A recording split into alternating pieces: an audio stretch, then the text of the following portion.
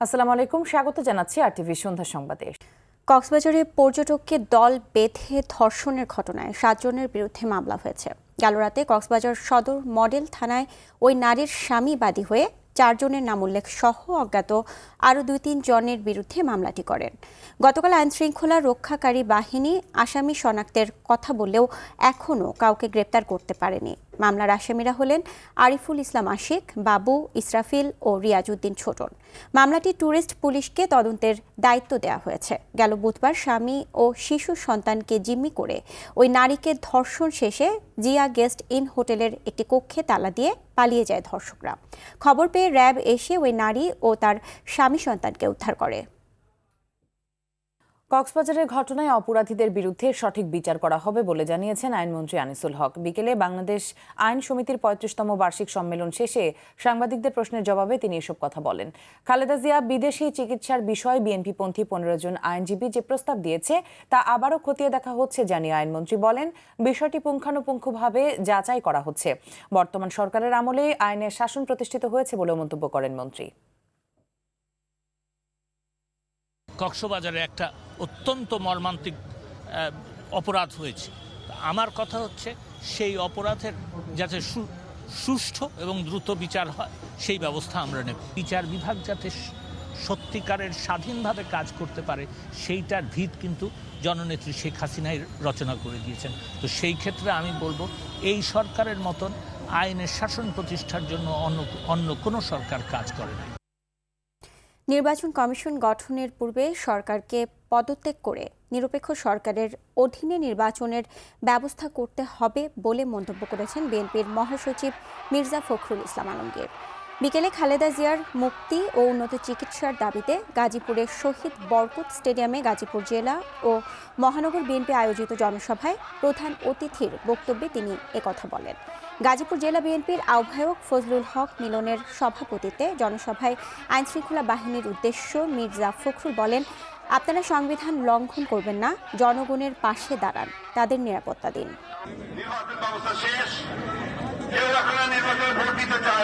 জনগণের কথা বোঝেন, জনগণের পাশে দাঁড়ান। জনগণ আজকে পরিবর্তন চায়, জনগণকে দেশনেত্রী বেগম খালেদা জিয়ার মুক্তি চায়। অবসরে গিয়েও রেলের নিয়োগ, ঠিকাদারি আর কেনাকাটা নিয়ন্ত্রণ করার অভিযোগ রয়েছে বাংলাদেশ রেলওয়ে শ্রমিক লীগের সভাপতি হুমায়ুন কবির ও সাধারণ সম্পাদক হাবিবুর রহমানের বিরুদ্ধে। 8 বছর আগে অবসরে গেলেও রেলওয়ে কলোনির সরকারি বাসভবনে থাকেন হুমায়ুন কবির। রেলের হালচাল নিয়ে আশিকুল আলমের অনুসন্ধানী ধারাবাহিক প্রতিবেদনের আজ থাকছে 5ম পর্ব। ক্যামেরায় ছিলেন সুমন দে। রাজধানীর শাহজাহানপুরের রেলওয়ে কলোনির এই বাড়িটিতেই থাকেন বাংলাদেশ রেলওয়ে শ্রমিক লীগের সভাপতি হুমায়ুন কবির। অথচ অবসরে গেছেন প্রায় 8 বছর আগে। অফিস করেন কমলাপুর স্টেশনের ভিআইপি রুমে বসে। এখান থেকেই নিয়ন্ত্রণ করেন সবকিছু। শ্রম বিষয়ক নানা সেমিনারে থাকেন সামনের কাতারে। দামি গাড়ি হাঁকিয়ে চলেন বীরদর্পে। আর ক বছর রাখবেন শ্রমিক লীগের ক্ষমতা? যারা যদি রিটায়ার্ডের 2টা ফর্ম পাইতে পারে, আমরা আবার দিতে পারি না। আপনি সারা জীবন থাকবেন, আপনি এই দেশটা এই মোবাইলটা সারা জীবন আপনি ইউজ করবেন আর কাউকে ইউজ করতে দেবেন না। It is democracy. হুমায়ুন সাহেবও ধরেন প্রায় 8-9 বছরের মতো হয়ে গেছে, জোর করে শেল্টার নিয়ে বসে আছে, এই অবস্থা।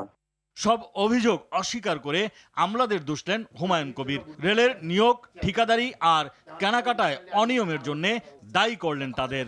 সমালোচনা করলেন রেল নিয়ে সরকারের নেয়া নানা উন্নয়ন কর্মকাণ্ডের। আজকে যারা ডিজি হয়েছে, আমরা যখন শুরু করি ট্রেনিং, তারা তো স্টেশন অফিসার ছিল না, অনেকের রেলে চাকরি হয়নি। এই আমলাদের চলতে আমরা জানি, we know it very well. দেখার দক্ষ, যোগ্য যদি শ্রমিকরা হয় তাহলে তাদেরকে ধরতে পারবে, তাদের অন্যায়ের প্রতিবাদ করতে হবে, তাদের দুর্নীতির বিরুদ্ধে প্রতিরোধ করে তুলতে হবে। সেই জন্য তারা চায় না তাদের অন্যায়ের প্রতিবাদ করতে পারে, দুর্নীতির বিরুদ্ধে সোচ্চার হইতে পারে। এই জন্য এরকম নেতৃত্ব আসে। তারা চায় মাইবেন, তারা কইব জি হুজুর, যা হুজুর। বাংলাদেশ রেলওয়ে শ্রমিক লীগের সাধারণ সম্পাদক হাবিবুর রহমান। রাজধানীর শান্তিনগরের বিলাসবহুল অ্যাপার্টমেন্টে তার বসবাস। আর্থিক অনিয়মের অভিযোগে চাকরি ছেড়েছেন প্রায় 2 যুগ আগে, তবু আছেন দলের নিয়ন্ত্রণে। এখন তো সে তো চাকরিচ্যুত হয়েছে এবং সে তো রেল থেকে অর্থ আত্মসাতের দ্বারা তাকে চাকরিচ্যুত করা হয়েছে। তারপর কোনো গিল্টি লোক তো কমিটিতে আসতে পারে না। খোঁজ নিতে গেলে সটকে পড়েন তিনি। কিন্তু শেষ পর্যন্ত ধরা দেন। বর্তমান মন্ত্রণালয়ের সাথে প্রশাসন একত্রীকরণ হয়ে গেছে, টিটি বিহীন গাড়ি দিছে, টিটি দিব না গাড়ি। ওন গাড়িতে অনবোর্ড সার্ভিস গাড়ি আছে, অনবোর্ড সার্ভিস গাড়িতে ওই কোম্পানির লোক থাকবে, খাবার দাবার তাগো থাকে। ওই গাড়িতে কোনো টিটি চেকিংয়ে যাবে না, স্টেশন পর্যন্তই তাগো দাও। ওই গাড়িগুলি ম্যানেজাররা কন্ট্যাক্ট করে নেয়, যারা মাঠের থেকে যারা থাকে সবাই চেনে। হ্যাঁ করছে কইছে আন্তনগর ট্রেনে স্টেশন ম্যানেজার তো কিছু করার নাই, উপর থেকে গেলে আপনি কি করবেন। গণপরিবহন বিশেষজ্ঞ ডক্টর হাদিউজ্জামানের মতে এমন নীতিহীন লোকদের কারণে যুগের পর যুগ নানা জটিলতায় ধুঁকছে রেল। লোকসানের খাতা থেকে কিন্তু রেল এখনও বের হয়ে আসতে পারেনি। ফলে এইখানে কিন্তু আমাদের বিনিয়োগ হচ্ছে, কিন্তু আসলে বিনিয়োগের যে রিটার্ন হওয়ার কথা সেই রিটার্নটা কিন্তু আসলে আমরা দেখতে পাচ্ছি না। আসলে এখানে একটা দুষ্ট চক্র কাজ করছে। রেলের ভিতরেও যারা আছেন তারা কিন্তু কোনো না কোনোভাবে এটাকে ম্যানুপুলেট করছেন। এই যে ভিতরের যে অথরিটি আছে, কর্মকর্তা আছে, কর্মচারী আছে, তাদের যে মন মানসিকতা সেখানে পরিবর্তন আধুনিকায়ন করতে হবে। টেকসই উন্নয়নের মূলনীতি বাস্তবায়নে এসব কুচক্রীদের সরানো উচিত বলেও মত দেন তিনি। মূলত নতুন নতুন ক্রয় করাতে তারা কিন্তু সবসময় ব্যস্ত। আশিকুল আলম, RTV, ঢাকা। রাজধানীর ওয়ারীতে ময়লার গাড়ির ধাক্কায় এক বৃদ্ধ নিহত হওয়ার ঘটনায় চালককে গ্রেপ্তার করেছে র্যাব। বৃহস্পতিবার রাতে চালক মোহাম্মদ মোর্শেদ আলমকে যাত্রাবাড়ি থেকে গ্রেপ্তার করা হয়। র্যাবের গণমাধ্যম শাখা থেকে এ তথ্য জানানো হয়। রাজধানী সুপার মার্কেটের পাশে ময়লার গাড়ির ধাক্কায় স্বপন কুমার সরকার নামে একজন নিহত হন। এ ঘটনায় ময়লার গাড়ির অজ্ঞাত চালককে আসামি করে ওয়ারী থানায় মামলা করেন নিহতের ভাই তপন কুমার সরকার। প্রত্যক্ষদর্শীরা জানায় স্বপন কুমার রিকশায় ছিলেন। ময়লার গাড়ির ধাক্কায় ঘটনাস্থলেই তার মৃত্যু হয়। প্রধানমন্ত্রী শেখ হাসিনা বলেছেন, প্রবাসীদের কল্যাণ করা সরকারের দায়িত্ব, তাই তাদের সুবিধার জন্য সব ব্যবস্থা নেওয়া হচ্ছে। মালদ্বীপের প্রবাসী বাংলাদেশিদের সঙ্গে মতবিনিময় সভায় আহ্বান জানান তিনি। যারা বিদেশে যেতে চায় তাদের দালালদের কথায় লোভে না পড়ে বৈধভাবে যাওয়ার আহ্বান জানান প্রধানমন্ত্রী শেখ হাসিনা। আরও জানাচ্ছেন শরীয়ত খান। মালদ্বীপ সফরের তৃতীয় দিনে প্রবাসী বাঙালিদের দেয়া নাগরিক সংবর্ধনায় অংশ নেন প্রধানমন্ত্রী শেখ হাসিনা। মালদ্বীপে তার আবাসস্থল থেকে ভিডিও কনফারেন্সে যুক্ত হন তিনি। আপনার সকল প্রয়াসে পাশে থাকব। এ সময় দেশের অর্থনীতিতে প্রবাসীদের অবদানের কথা তুলে ধরেন প্রধানমন্ত্রী। একই সঙ্গে প্রবাসীদের কল্যাণে সরকার কাজ করে যাচ্ছে বলেও জানান তিনি। আমি খুব অবাক হয়ে গেলাম যে আপনাদেরকে ডলার কিনে তারপরে টাকা পাঠাতে হয়। এটা কেন পাঠাতে হবে জানি না। এটা বোধহয় আমি দেশে যে আমাদের বাংলাদেশ ব্যাংকের গভর্নরের সাথে আলাপ করব যে সরাসরি আপনাদের অর্থ আপনারা যদি সরাসরি প্রেরণ করতে পারেন কিনা। তাছাড়া মালদ্বীপের মাননীয় রাষ্ট্রপতির সাথে আমার আলাপ হয়েছে। আমরা আসলে এখানে একটা ভালো মার্কেট আমাদের আছে, তো সেই ক্ষেত্রে তাদের এখানে কি কি প্রয়োজনীয় জিনিস আমরা এখন আসলে রপ্তানি করতে পারি সে বিষয়টা আমরা খতিয়ে দেখছি। মালদ্বীপের প্রবাসীদের জন্য ট্রেনিং এর ব্যবস্থা করা হবে বলেও জানান সরকার প্রধান। মালদ্বীপের সাথে আমাদের আলোচনা হয়েছে যে আপনাদের জন্য ট্রেনিং এর ব্যবস্থা, এখানে কি ধরনের কাজে মানে সুযোগ আছে সেটা দেখে যদি ট্রেনিং এর ব্যবস্থা করে দেওয়া যায় তাহলে আরো ভালো কাজের একটা সুযোগ পাওয়া যাবে। সেটা সেই ব্যবস্থাটাও আমরা নেব, সেই বিষয় নিয়ে আমরা আলোচনা করেছি। প্রধানমন্ত্রী বলেন, বাংলাদেশের মানুষকে পদদলিত করে রাখার জন্যই 15 আগস্ট বঙ্গবন্ধুকে হত্যা করা হয়। এখনো তাদের ষড়যন্ত্র চলছে বলেও জানান তিনি। আর যে জাতির ভাগ্য পরিবর্তনের জন্য তিনি যে কর্মসূচি দিলেন, তারপরে তাকে যে নির্মমভাবে হত্যা করে সেই মানুষ সেই তিমিরেই থেকে গেল। আমি সারা বাংলাদেশ ঘুরেছি, দেখেছি মানুষের হাড্ডিসার কঙ্কালসার অবস্থা, দেখেছি বুভুক্ষ নরনারী হাহাকার, ছিন্ন বস্ত্র, থাকার ঘর নেই। আমি জিজ্ঞাসা করেছি, আমি অনেক জায়গায় গিয়েছি, আমি জিজ্ঞেস করেছি আমার বাবার রক্ত নেওয়ার পরেও কেন এদেশের মানুষের ভাগ্য পরিবর্তন হলো না। স্বাধীনতা বিরোধীদের ষড়যন্ত্র মোকাবেলা করেই উন্নয়নের অগ্রযাত্রা চলতে থাকবে বলেও জানান প্রধানমন্ত্রী শেখ হাসিনা। যে করে হোক বাংলাদেশের মানুষের ভাগ্য। শরীয়ত খান, RTV, ঢাকা। বড়দিন সামনে রেখে খ্রিস্টান সম্প্রদায়দের মধ্যে বিরাজ করছে উৎসবের আমেজ। আলোকসজ্জা, গোশালা তৈরি, ক্রিসমাস ট্রি সাজানো সহ নানা আয়োজনে ব্যস্ত সময় পার করছেন তারা। শান্তিপূর্ণ উৎসব উদযাপনে কঠোর নিরাপত্তা ব্যবস্থা গ্রহণের কথা জানিয়েছে আইনশৃঙ্খলা বাহিনী। পাবনার আবুল কালাম আজাদ ও রাঙামাটির ইয়াসিন রানার তথ্য ছবিতে মৌসুমী রহমানের রিপোর্ট।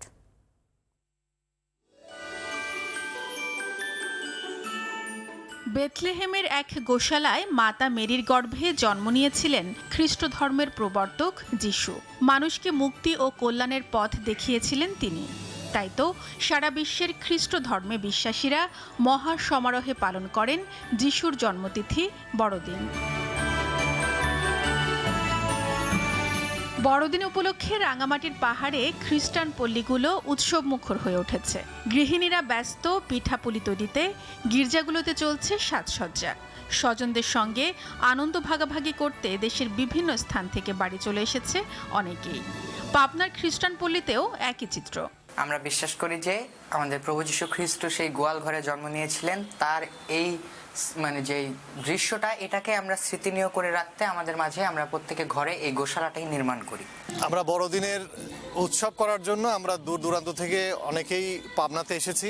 আমরা সকালবেলায় গির্জা করতে যাই, তারপর বাসায় এসে পিঠা খাই।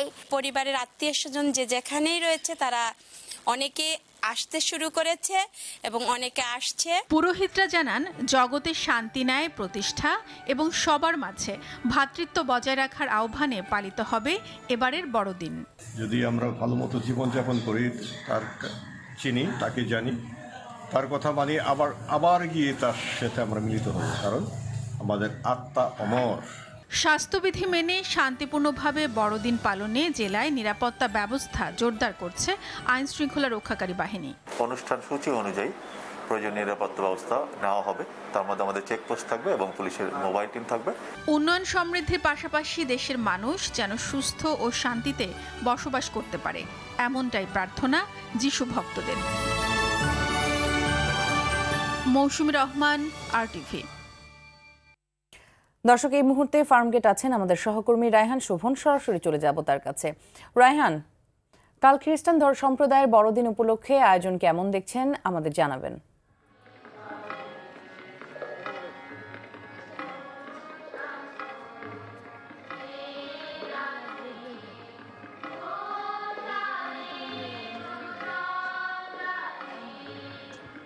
মিতু, আমি এই মুহূর্তে তেজগাঁয়ের যেই গির্জা আছে সেখানে আছে। এখানে কিন্তু বর্ণিল সাজানো হয়েছে, বিভিন্ন কাগজের ফুল এবং বিভিন্ন রঙের বাতি দিয়ে কিন্তু এই গির্জাকে সাজানো হয়েছে এবং ইতিমধ্যে তাদের যে প্রধান যে আনুষ্ঠানিকতা সেটি কিন্তু শুরু হয়ে গেছে।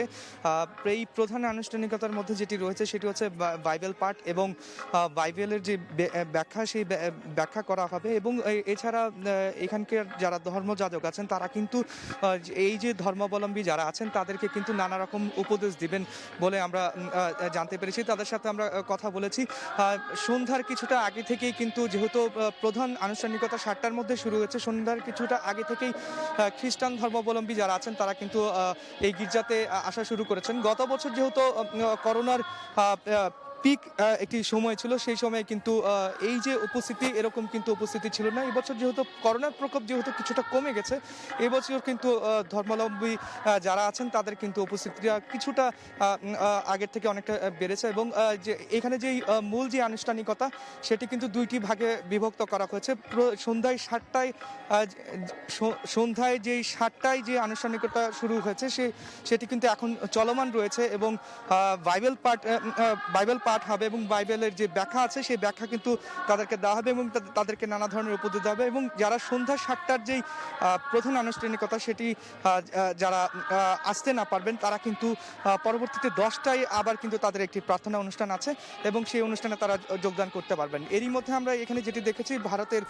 জি, অসংখ্য ধন্যবাদ রায়হান আমাদের সাথে যুক্ত হওয়ার জন্য। দর্শক, এতক্ষণ ফার্মগেটের জপমালা রানীর গির্জায় ছিলেন আমাদের সহকর্মী রায়হান শোভন।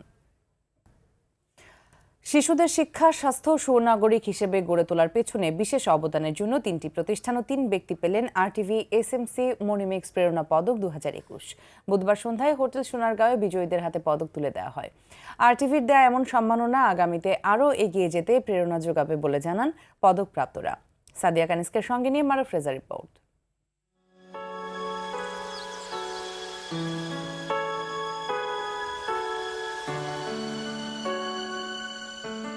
শিশুদের জন্য ভালোবাসা সবাই অনুভব করতে না পারলেও সমাজে এমন অনেকেই আছেন যারা ঠিক দাঁড়ান মমতার হাত বাড়িয়ে, আর সমাজে তারাই হয়ে ওঠেন ব্যতিক্রম, সবার প্রিয় মানুষ। এমন সব মানুষকে প্রতি বছর সম্মাননা দিয়ে আসছে RTV, ব্যতিক্রম হয়নি এবছরেও। রাজধানীর সোনারগাঁও হোটেলে আনুষ্ঠানিকভাবে 3 ব্যক্তি আর 3টি প্রতিষ্ঠানকে দেওয়া হয় এই সম্মাননা। চলতি বছর ব্যক্তি ক্যাটাগরিতে এই সম্মাননা লাভ করেন অদম্য মেধাবী দৃষ্টি প্রতিবন্ধী শাহিন আলম, যিনি প্রতিবন্ধী হয়েও কম্পিউটার প্রশিক্ষণ দিয়ে যাচ্ছেন দৃষ্টিহীনদের জন্য। সম্মাননা তুলে দেওয়া হয় সিরাজগঞ্জের মেয়ে প্রিয়াঙ্কা ভদ্রের হাতে। মাত্র 16 বছর বয়সী প্রিয়াঙ্কা কাজ করছেন সমাজে লিঙ্গ সমতা নিয়ে। এছাড়া দাবার ও তাহসিন আজওয়ার জিয়াকেও দেওয়া হয় ব্যক্তি ক্যাটাগরিতে RTV SMC মনিমিক্স প্রেরণা পদক 2021। আজ থেকে আমার দায়িত্ব কর্তব্য আরও বেড়ে গেল। আমি নারী ও শিশুদের নিয়ে আরও কাজ করতে চাই। This award will surely motivate me to move ahead and reach my goal of becoming a super grandmaster. প্রতিষ্ঠান ক্যাটাগরিতে এতিম ও ছিন্নমূল শিশুদের কল্যাণে কাজ করে যাওয়া রাজশাহীর বাঘার সমাজসেবা সংগঠন সরেরহাট কল্যাণী শিশু সদনের হাতে তুলে দেওয়া হয় সম্মাননা। বিজ্ঞান চর্চার জন্য সম্মাননা লাভ করে বাংলাদেশ সায়েন্স সোসাইটি। শিশু কিশোরদের পত্রিকা টইটুম্বরকেও দেওয়া হয় RTV SMC মনিমিক্স প্রেরণা পদক 2021। শিশু তো শিশুই, আমরা সেই কাজটি করে যাচ্ছি। RTV এবং SMC অনুপ্রাণিত করতে চাই যাতে তারা শিশুদের জন্য আরও অনেক বেশি বেশি করে কাজ করে। সবাইকে অনুরোধ করব এবং বিজনেসকেও অনুরোধ করব বড় বড় প্রতিষ্ঠান যেন এগিয়ে আসে এবং RTVকে এই ধরনের মহতী উদ্যোগগুলোকে খুঁজে বের করার জন্য মন থেকে আমি ধন্যবাদ জানাচ্ছি। শিশুদের সুনাগরিক হিসেবে গড়ে তোলার ক্ষেত্রে বিশেষ অবদান রাখার কারিগরদের সামনে নিয়ে আসা, সেই সঙ্গে সমাজের অন্যান্য সামর্থ্যবানদের উৎসাহ দেওয়া এই ধরনের আয়োজন বলে জানান আয়োজকরা। It is a responsibility of the media to expose the individuals and organizations involved in the great work. Inspiring initiatives should be recognized nationally, and it's our responsibility to acknowledge and inspire them. শিশু কিশোরদের স্বাস্থ্য, মনন এবং তাদের জীবনযাত্রার উন্নয়নে যারা ভাবেন, যারা কাজ করেন, তাদেরকে আমরা সম্মানিত করি। তাদের এই প্রাপ্তি বা স্বীকৃতির পাশাপাশি যাতে অন্যরাও এগিয়ে আসে সেটাও আমরা চাই। I'm also very encouraged and pleased to see many eminent personalities in the front row in the audience this evening who share the passion and dedication to make sure every child gets equal opportunities to live a healthy and productive life in Bangladesh. শিশু কিশোর প্রতিবন্ধী মানুষের সামাজিক সুরক্ষার জন্য বর্তমান সরকারের পাশাপাশি এদেশের কিছু নিবেদিত মানুষ ও সংগঠন আছে যারা সামাজিক দায়বদ্ধতা থেকে অবহেলিত শিশু কিশোর ও প্রতিবন্ধী মানুষের সেবা করছেন। এসব মানুষকে সবার সামনে তুলে আনতে RTV SMC মনিমিক্স প্রতি বছর এই অনুষ্ঠানটি পালন করে আসছেন। আর অনুষ্ঠানের প্রধান ও বিশেষ অতিথিরা এমন উদ্যোগের জন্য ধন্যবাদ জানান RTV সহ সব আয়োজকদের, আহ্বান জানান এমন উদ্যোগকে সামনে এগিয়ে নেওয়ার। সমন্বিত পুষ্টির মধ্য দিয়ে স্বাস্থ্য ব্যবস্থা একটা ম্যানেজমেন্টের জন্য কাজ করেন তারা। এর বাইরেও তারা কিশোর কিশোরীদের জন্য কাজ করেন। তাদেরকে প্রতি কৃতজ্ঞতা জানাচ্ছি, তাদেরকে ধন্যবাদ জানাচ্ছি। আমি মনিমিক্স কর্তৃপক্ষকে ধন্যবাদ জানাই এবং সরকার তাদের এই ভালো কাজে তাদের সঙ্গে আছেন, পুরোপুরি তাদেরকে আশ্বস্ত করতে চাই। যারা একটু উদ্যোগী, সচ্ছল, বিত্তশালী, সবাই না অনেকেই এগিয়ে আসেন, তাদের পাশে দাঁড়ান, তাদেরকে সহযোগিতা করেন। RTVর মতো একটি প্রতিষ্ঠিত বাংলাদেশের গণমাধ্যম আপনাদেরকে চিহ্নিত করে আপনাদের কাজের যে গুণাবলী সেইগুলোকে বিবেচনা করে আপনাদেরকে এই পদক প্রদানের যে সিদ্ধান্ত নিয়েছে, তাদের হাত সম্প্রসারিত করেছেন। তাদেরকে আহ্বান জানাবো যে আপনারা আপনাদের এই কার্যক্রম অব্যাহত রাখবেন। সম্মাননা প্রদানের ফাঁকে ফাঁকে চলে সাংস্কৃতিক পর্ব, যেখানে বাংলাদেশ ও বিশ্ব সংস্কৃতি ছাড়াও তুলে ধরা হয় ইতিহাস ঐতিহ্যের সমন্বয়ে নানা পরিবেশনা।